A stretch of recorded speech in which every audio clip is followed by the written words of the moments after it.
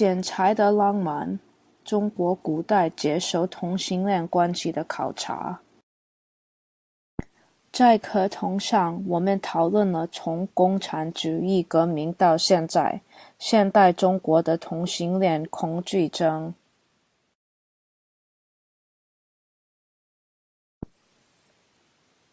关于同性恋权利方面的一个论点是，中国的同性恋具有古老的历史根源。此外，前现代时代的歧视并不严重。可是真的是这样吗？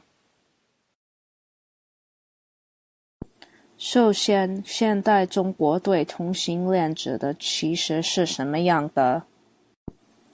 中华民国1912年，受到西方的影响，同性恋被认为是一个概念。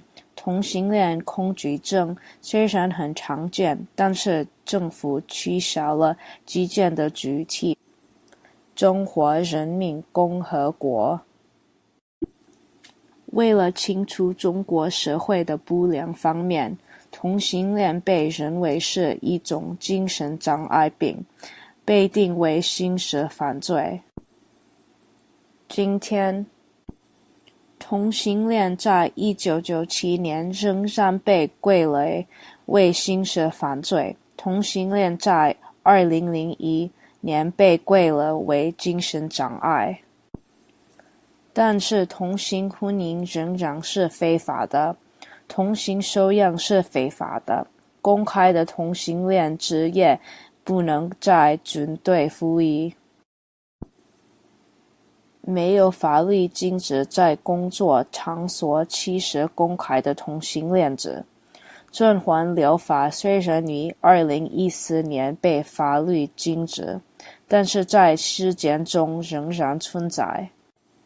这是歧视的例子中最重要的一点是，在现代，歧视是可以在社会结果中看到的，很容易基于法律的歧视很容易被发现。我们不能用这种镜头来检验中国古代的歧视，因为这种法律结构并不存在。中国有着悠久而充满活力的王朝更迭的历史，同样，每个王朝都会改变对同性恋的看法。在讨论中国古代对同性恋的看法之前，必须讨论中国古代对婚姻和性行为的一些重要例子。首先，新的概念应该通过阴阳的交换来理解，谁是接受和谁是给予，不是道德问题，而是适用问题。因此，同性恋没有自然或医疗用途，也不是人们所考虑的概念。换句话说，性欲不是中国古代思想家积极尝试定义的东西。因此，中国古代确实没有关于性行为的法律。事实上，自从孟子所词撰写相关的内容以来，性行为被认为是自然而必要的。话虽如此，同性恋关系并不被视为正常，因为它们对于人类繁衍并非有用。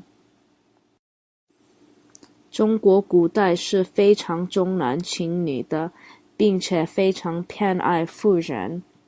对于任何有能力支持多个家庭成员的人来说，一夫多妻是常态。围绕婚姻的文化是这样的，只要一个男人可以履行传宗接代的职责，那么除了主要的妻子之外，他可以拥有任何数量的女生和男性恋人。这是否真的是普遍的做法尚不清楚。同样的，只要妻妾们可以对丈夫履行职责，那么他们之间的各种行为也会被接受。男人或女人的性行为从来都不是问题，因此可以说中国古代的性更讲流动。然而，异性恋关系是一种期望，而额外的性关系被理解为释放的额外渠道。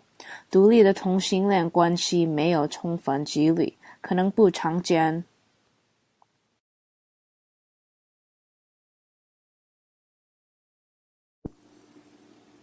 一般来说，周、汉、明和唐两代都有宽松的同性恋关系的政策。